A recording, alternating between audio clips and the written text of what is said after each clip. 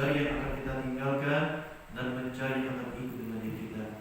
Atau yang kita sebut yaitu mencari sahabat sejati. Sahabat yang sejati adalah sahabat yang menemani kita sampai mati. Jadi untuk mencari sahabat sejati adalah sahabat yang menemani kita sampai mati.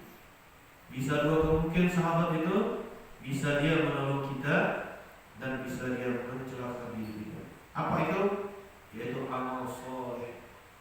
Nah, kalau kita masuk kubur, tak kala para jemaah yang sudah mengantar kubur itu 7 langkah mereka sudah pulang, maka datanglah 2 malaikat dengan kita.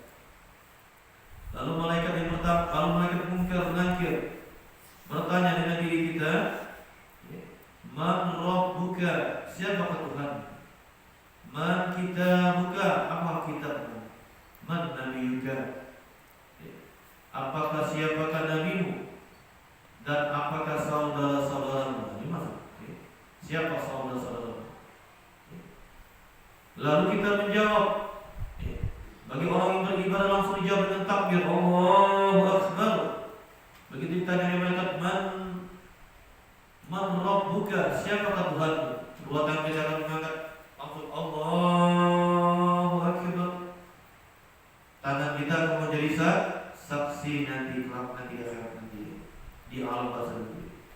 Kemudian ditanya lagi, apa nabi, siapakah nabimu?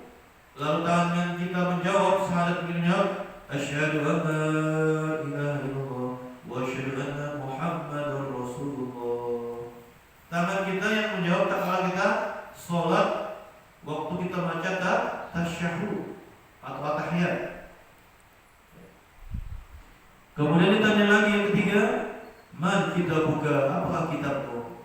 Langsung kita menjawab, Bismillahirrahmanirrahim, Alhamdulillahirabbil alamin, Arrahmanirrahim, Maliki yaumiddin, Iyyaka na'budu wa iyyaka nasta'in, Ihdinas siratal mustaqim, siratal ladzina an'amta 'alaihim, ghairil maghdubi 'alaihim waladdallin. Dan Al-Fatihah merupakan ibunya Al-Quran.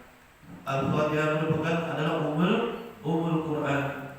Dan surah Al-Fatihah juga termasuk surah yang diwajibkan kita membaca dalam sholat. Jadi siapa yang tidak baca Al-Fatihah kalau di sholat tidak sah sholatnya. Kemudian pertanyaan yang keempat, siapakah saudara-saudaramu? Maka kita menjawab, akan dijawab oleh lidah kita, yaitu kaum muslimin dan muslimat. Orang yang beriman, laki-laki dan beriman, orang beriman perempuan, itu saudara kita. Nah, kalau kita bisa menjawab itu, maka masuklah kita golongan sebelah kanan. Nah, golongan sebelah kanan ini di alam barzakh mereka yang akan mendapatkan suatu barokah amal dia.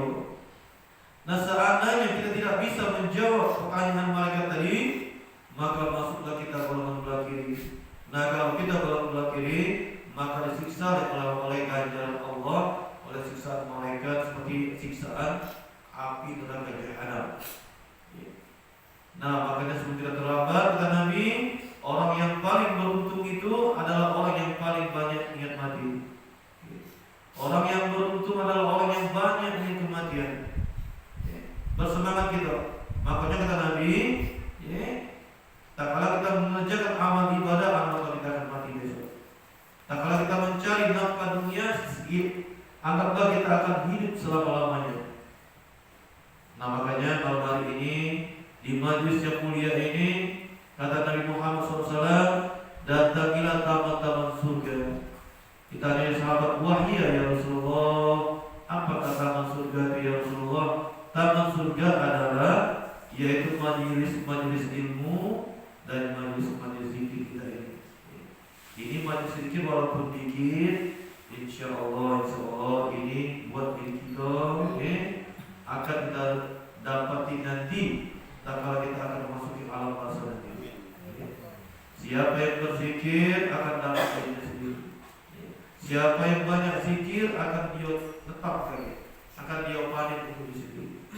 Jadi peribahasa mengatakan, ya, biarkan anjing menggonggong, kafilah tetap berlalu. Apapun terjadi, selagi kita masih ada nafas, insya Allah zikir kita terus, ya, terus sampai kapanpun, ya, karena kita bakal berdiri juga. Dan barang siapa ini akhir zaman, ya, akhir zaman ini majelis ilmu, majelis zikir sepi. Tapi majelis karaokean, majelis luasan rami itu ramai. Nah, sekarang kamu milih majelis mana kamu pilih. Nah, milih majelis rami silakan. Itu partamugana kata dalam bahasa ini adalah bayang-bayang. Tapi majelis zikir, majelis sepi itulah majelis yang sejati. Majelis yang harum bau dibagikan bau kasturi. Bau harumnya surga yang kita dapatkan.